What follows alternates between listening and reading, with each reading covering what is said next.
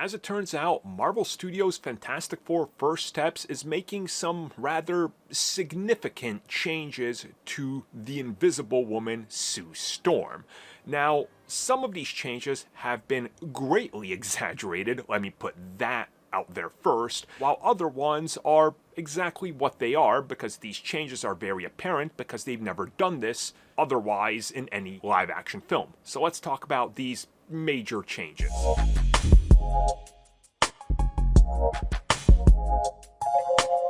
Okay, so the major changes at hand, let's tackle the big one first. Sue is the leader of the team.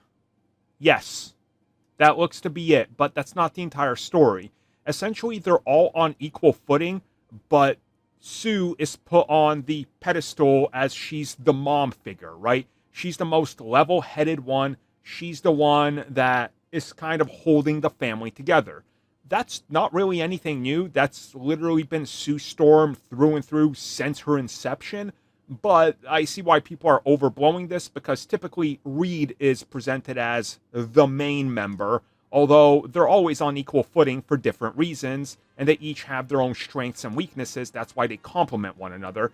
But for all intents and purposes, Sue is the lead, but not really. People are overblowing this. And then the writer of the film talked a little bit more about what's going on with the film, and Vanessa Kirby chimed in to talk about Sue Storm. And she says that she out-nerded everybody there when it came to the Fantastic Four, and especially Sue Storm, in regards to her powers, the quantum physics, and the cellular vibration frequency that the character uses. And that this is, again, explained in the film in regards to how it actually works.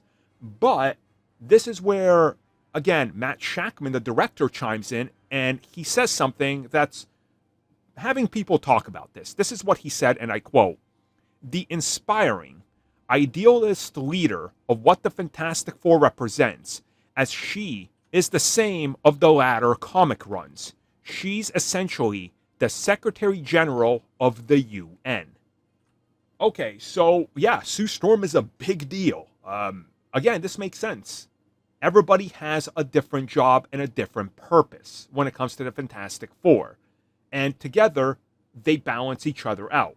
Sue being put to this level, again, makes sense. It's been done in the comics. But also, you want to elevate her character, as a lot of times, and we saw this with the previous iterations of Fantastic Four, Sue Storm always ends up getting reduced to more of a caricature than a character, especially the Jessica Alba version, and making her, I don't want to say redundant and kind of dumb, but kind of. Yeah, they kind of made Sue Storm a joke and focused on sex appeal. Now, don't twist my words. Sue Storm, yeah, okay, I get it, right? Yeah, sex appeal, all that. She has it. Yes, I agree.